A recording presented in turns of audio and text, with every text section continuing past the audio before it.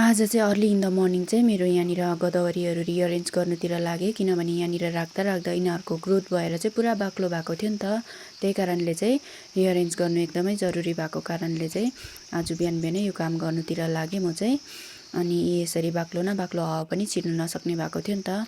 अनि हाम्रोतिर चाहिँ यो गोदावरीको सिजन चाहिँ भर्खर स्टार्ट भएको छ, गाउँतिर सबैजनाको फुल्नु स्टार्ट भइसकेको छ। हाम्रोमा चाहिँ अलिकति ढिलै फुल्छ किनभने अलिकति सेप छ नि त, त्यही कारणले पनि होला। अनि यो निकाल्दै गरेको चाहिँ मेरो कासागन्ध हो। मेरोमा चाहिँ कासागन्ध चाहिँ एभ्री इयर यसरी नै हाइट जान्छ। छिटो रोपेको छ भने त यस्तै हुन्छ, एभ्री इयर हाइट जान्छै जान्छ। ढिलो रोपेको छ भने चाहिँ अलिकति सर्ट हाइटमा फुलिदिन्छ। अनि म चाहिँ यहाँनिर सोच्दै थिएँ क्या, मेरोमा चाहिँ एभ्री इयर कासागन्ध चाहिँ के भएर चाहिँ यस्तो हाइट जान्छ भनेर। अनि अब हामी चाहिँ फुलहरू अब दुःख गरेर रोप्नुपर्छ, स्याहार सुसार गर्नुपर्छ। अनि फुलहरूले चाहिँ लास्टमा फुल्ने बेलामा चाहिँ यसरी गति देखाउँदाखेरि चाहिँ हरेस पनि लाग्छ अनि रिस पनि उठ्छ। सबै काटेर बाख्रालाई हाल्नु मनपर्छ, तर अब हाली चाहिँ हालिनँ। अनि सबै साइड गरेर राखिदिएँ। त्यतिकै यहाँनिर काम गर्दा गर्दै मेरो चाहिँ यहाँनिर स्कुल जाने टाइम भइसकेको छ।